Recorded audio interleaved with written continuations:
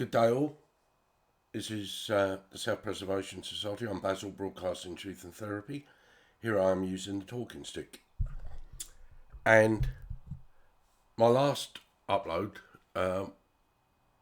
was taken down on YouTube. Didn't play any music in there.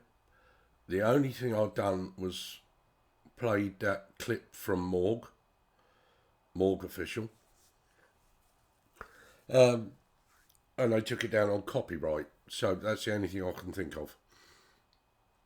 So I've just started posting on Rumble again.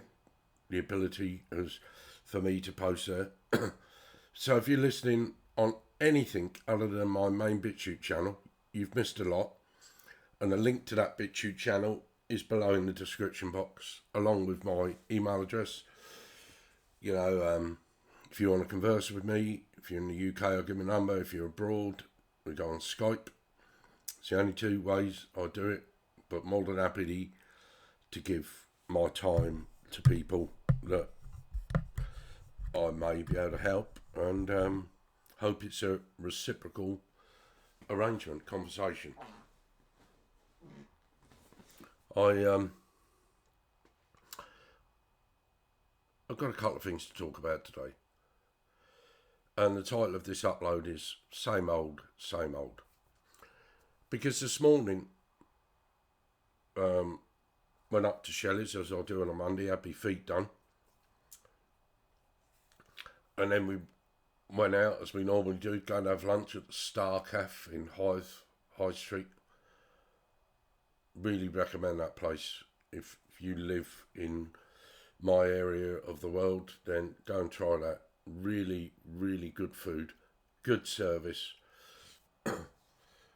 well cooked, well presented. You know, I cannot find fault with it other than possibly the servings are too much.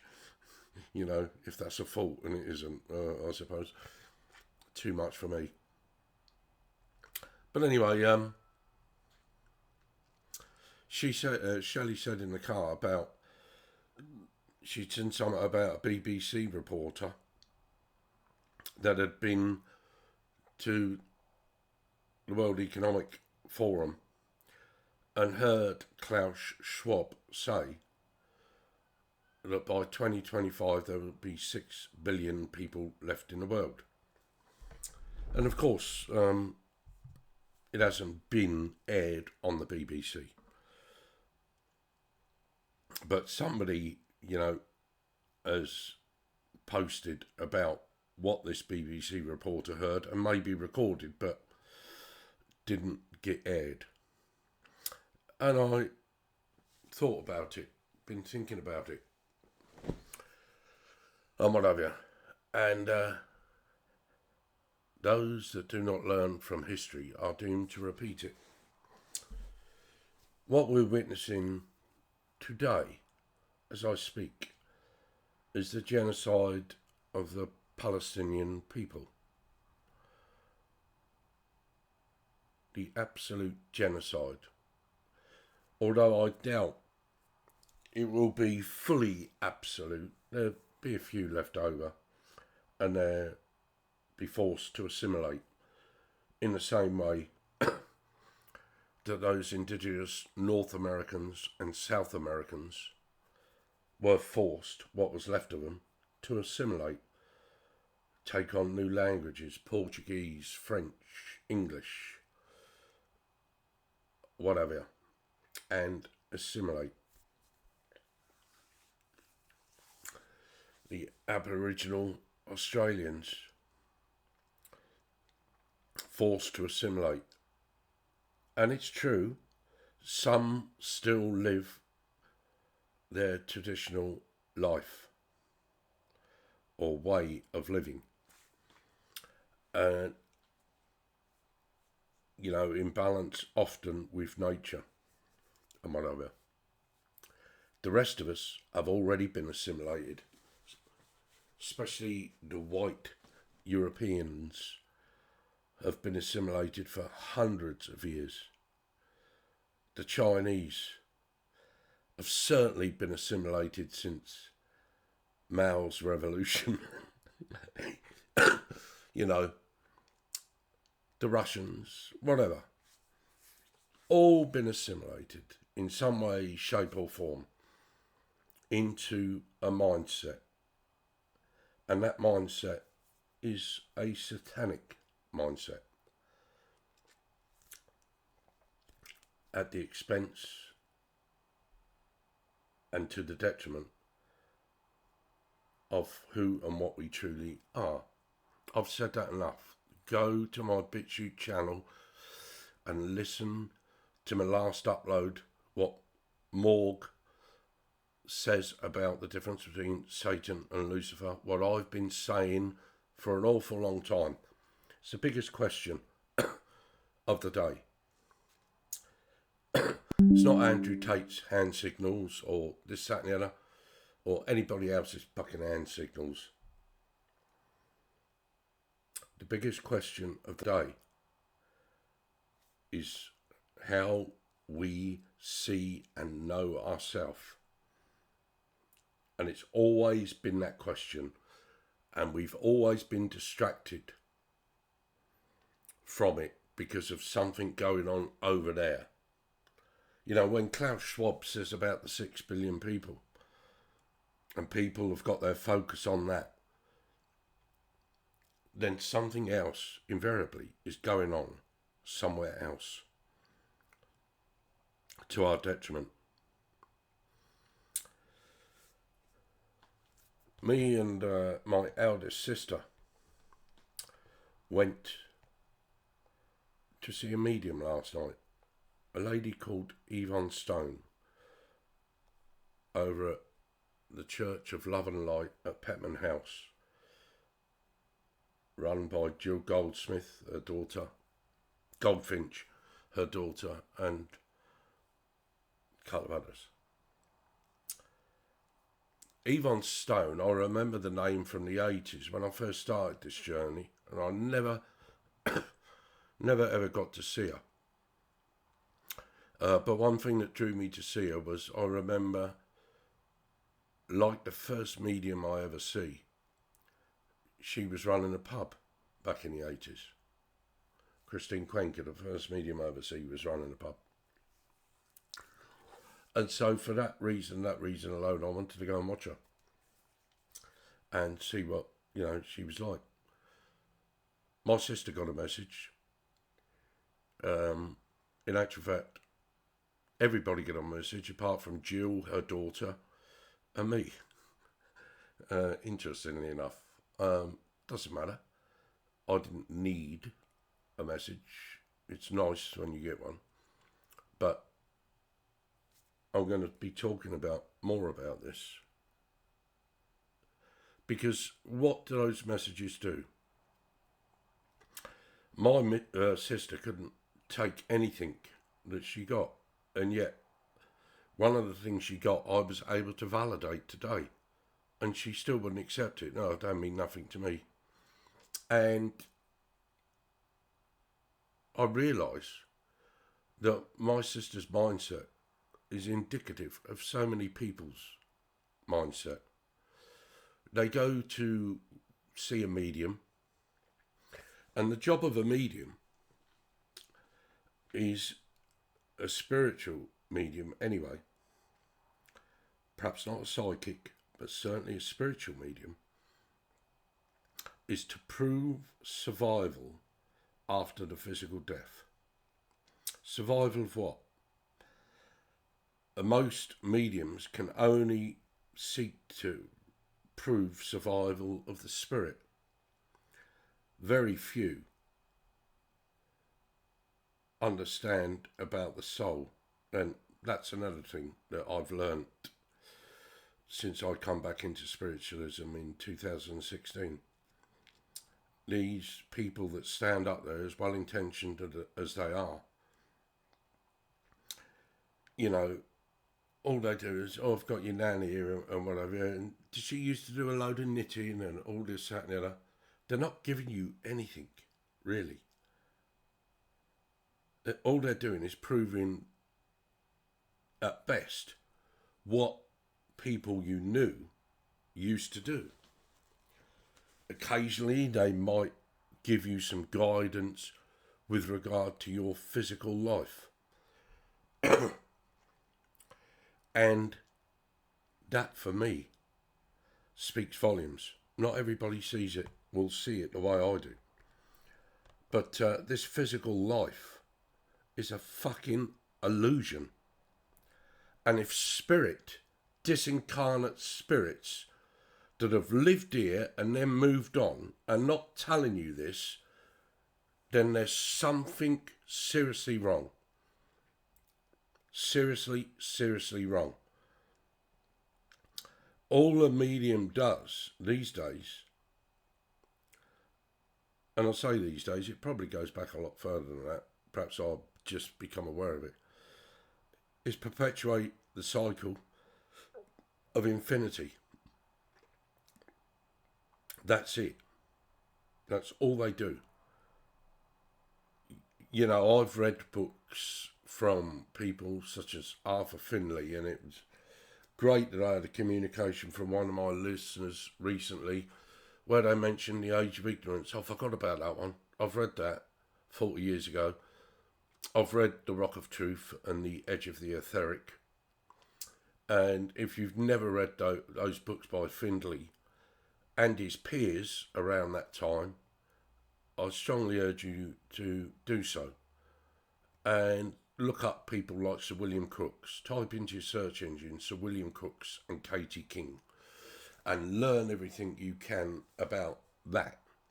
Sir William Crookes was a physicist. Bill Donahue at hiddenmeanings.com done a brilliant presentation on Sir William Crookes and Katie King.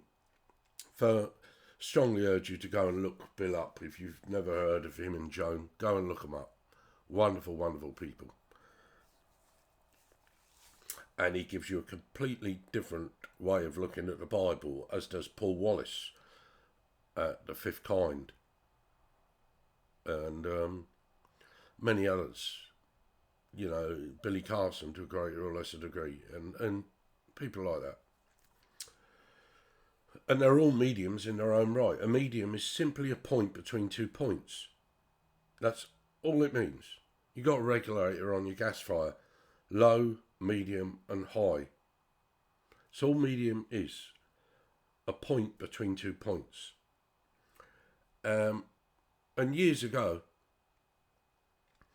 when this thing called modern day spiritualism, for instance, started, there was an awful lot by the likes of Sir William Crookes, Oliver Lodge, Conan Doyle, to name but a few. A lot of investigation into mediums of the day and everything else. And I don't ask you to believe what they've done. I ask you to question. I ask you to question everything. Don't believe in believing, because it stops you inquiring. Osho. But are they telling you anything? These mediums, with their communication from your loved ones or friends and family that have gone before you, are they telling you anything about how to live in this reality? They're not. You know, they're just qualifying for you about living. And there's a fundamental difference, ladies and gentlemen. Fundamental difference. Are they telling us about the genocide that is happening today, that is merely replicating what has happened in the past? And if Klaus Schwab is right, 6 million less people, 6 billion rather, less people next year. Why can he say 6 billion? Have 6 billion people had the jab? And they're all going to be turned off next year or something like that? I don't know. Why that figure? And do I care? Do you know what, people? think carefully about what I'm going to say to you. I do not care about physical life because it is an illusion. I don't care about the spiritual world, the spirit world, because that's another fucking illusion. What I care about is source consciousness and my part of that, which is soul, on a soul journey. That's the highest aspect of this, what you're listening to. This physical voice trying to bring you spiritual awareness or truths that will lead to a conscious awareness. That's what I'm doing here. On my channel, on BitChute, wherever you're listening. It's titled different on YouTube because they wouldn't allow me to put that in when I first opened it up. I don't know why. But that's what I'm trying to do here, people. And there was a time, as I've said on my channel, maybe going back a few years, there was a time when a soul did not need to incarnate here in the physical. And a soul does not need another soul in order to procreate. All of that we now experience is unnatural. All the physical aspects of life is unnatural. The way the soul that is imprisoned in fear and ignorance is forced to live as a spiritual being in a physical world is false and unnatural, ladies and gentlemen. And it's brilliant the way it works. It is absolutely brilliant the way it works when you can see it and understand it.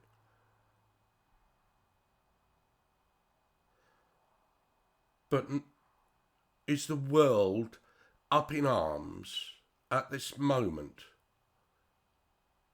Are we speaking as one voice against the genocide of the Palestinian people? No, we're not. Are we speaking as one voice against the World Economic Forum? No, we're not.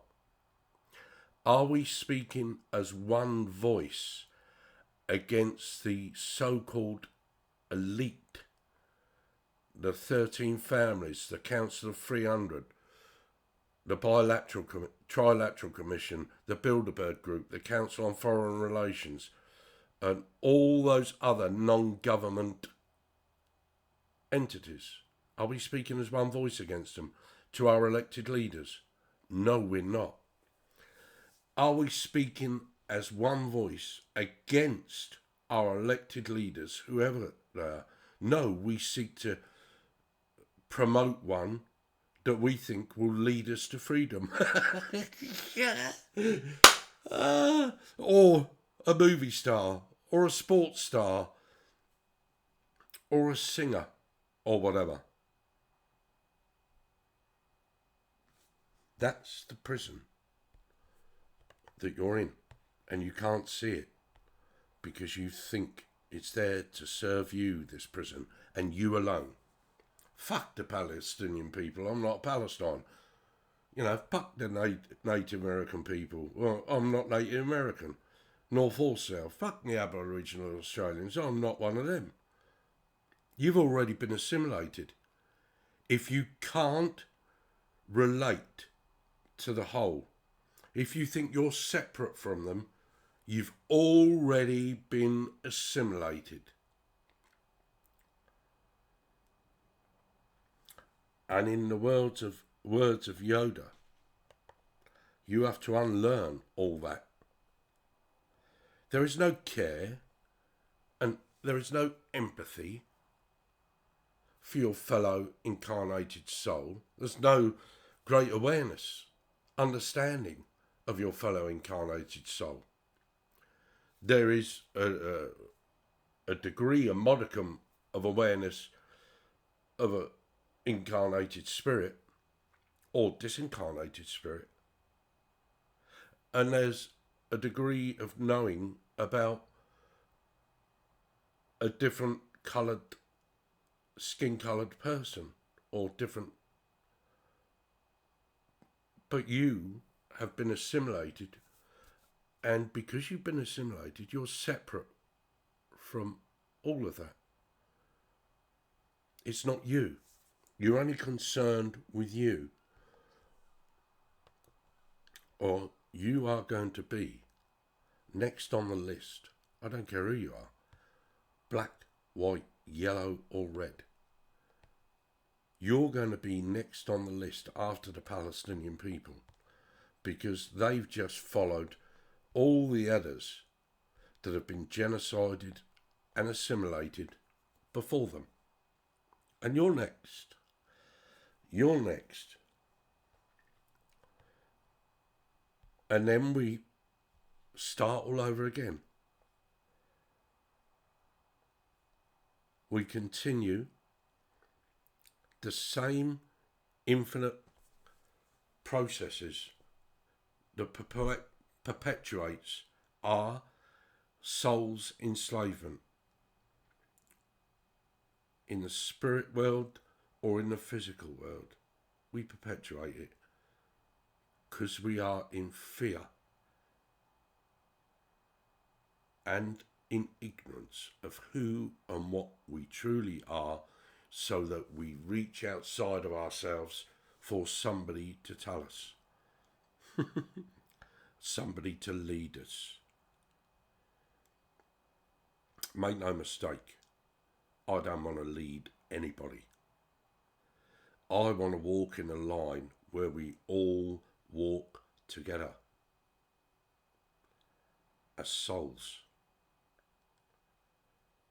awakened to the conscious self and freeing ourselves of the spiritual bondage and the physical bondage that enslaves that which we truly are, source consciousness on this soul journey. I sometimes get a bit down about things.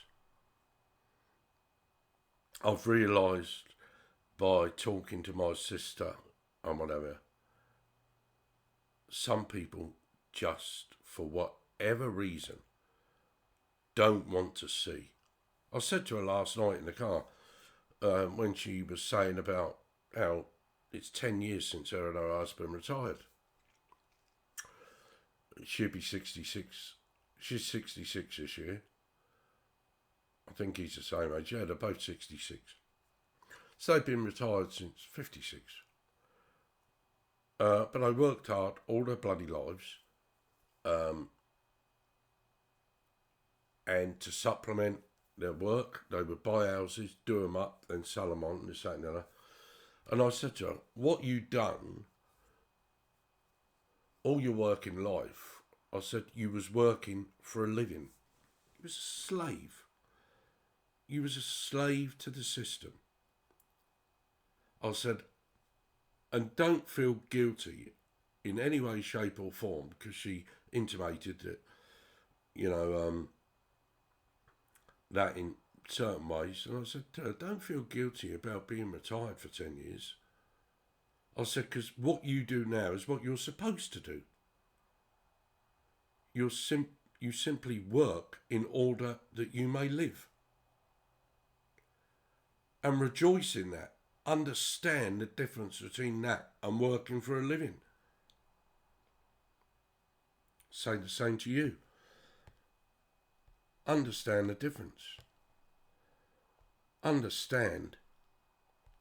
Seek to understand the self. My sister don't. We've just had a bit of a falling out over the phone. Not falling out, but she said we don't see things the same way. And that is my biggest bugbear, and I'm sure those of you that can, as many of you out there, can resonate with this. When you know the truth, when you have a knowing of the truth, when you feel the truth, it's so hard, so fucking hard to translate what you know, have a knowing of, and feel into words that people will understand and take as empowerment, enlightenment and enablement to free themselves from a prison that they don't know that they're in. It's not easy, is it? It's not easy. But for me, I always fall back on this. What else is there for me to do while I'm here?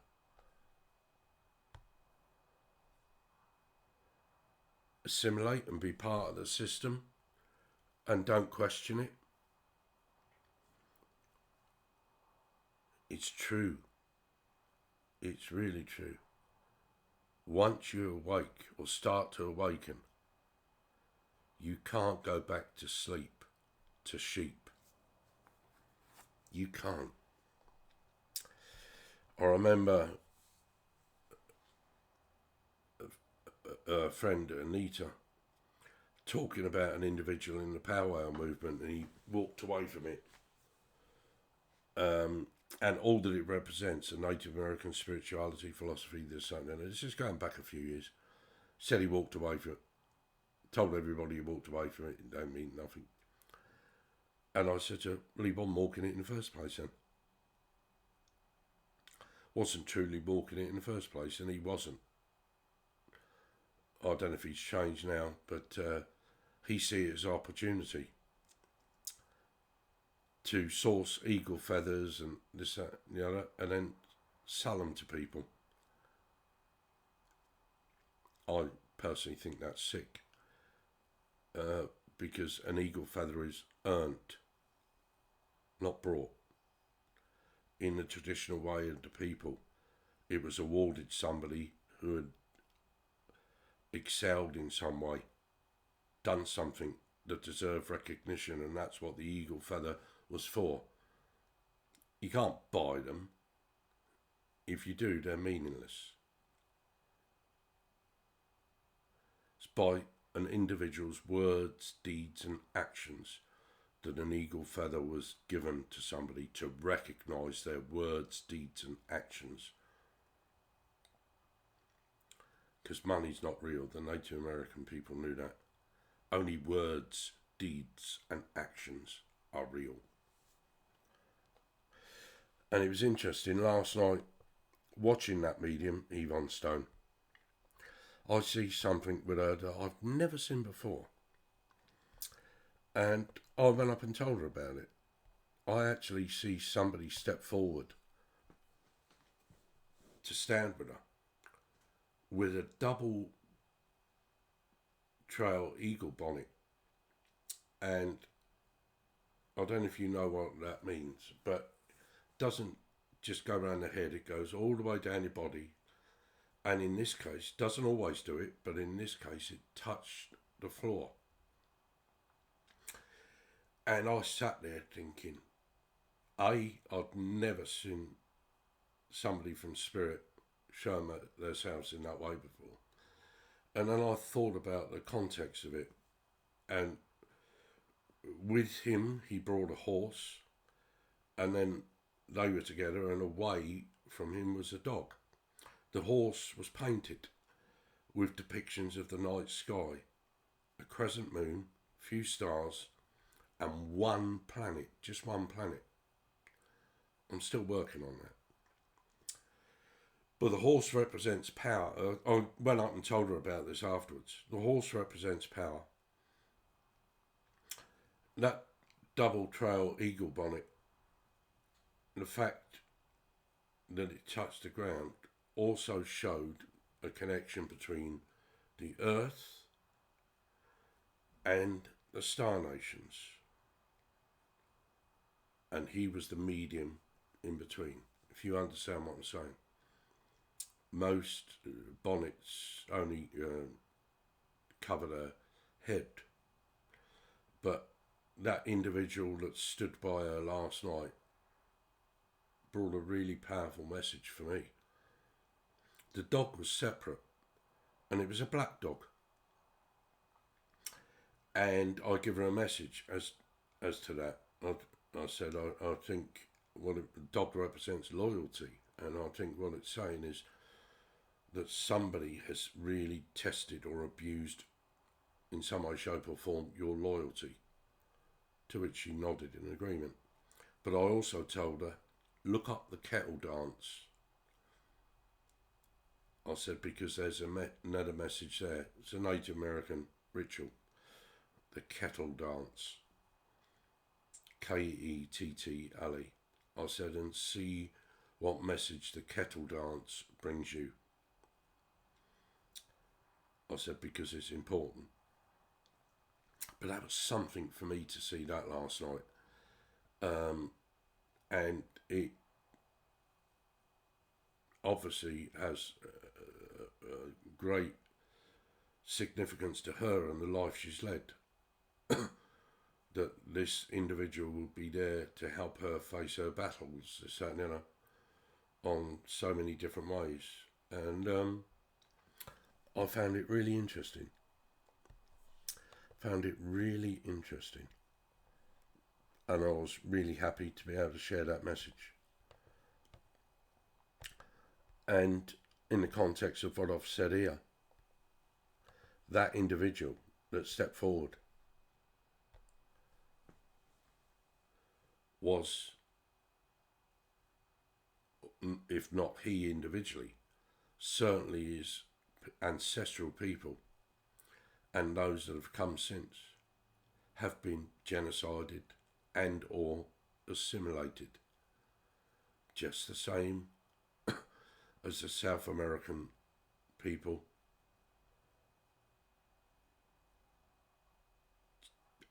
The tongues have changed from speaking their own native language. They now speak either Portuguese, Spanish, English, French, whatever.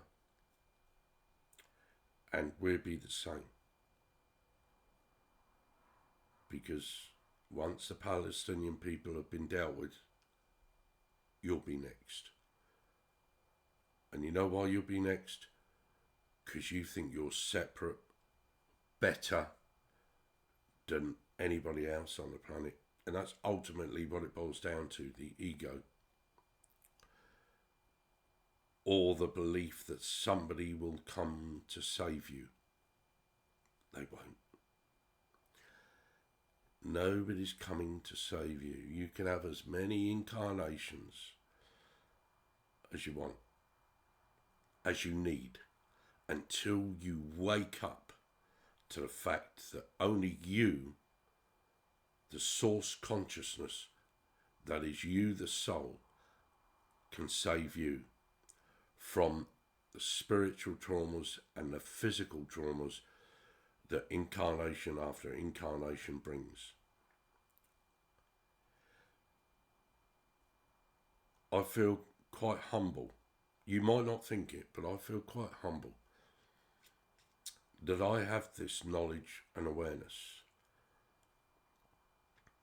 I feel sad, so fucking sad, that others with the gifts, the so-called gifts that come with the spirit, and use them, don't use them in the way that I do. Instead, more often than not, they use them to profit themselves financially or to be recognised amongst their peers. Clothes do not make the man. Man makes the clothes. Think about how you like to dress yourself.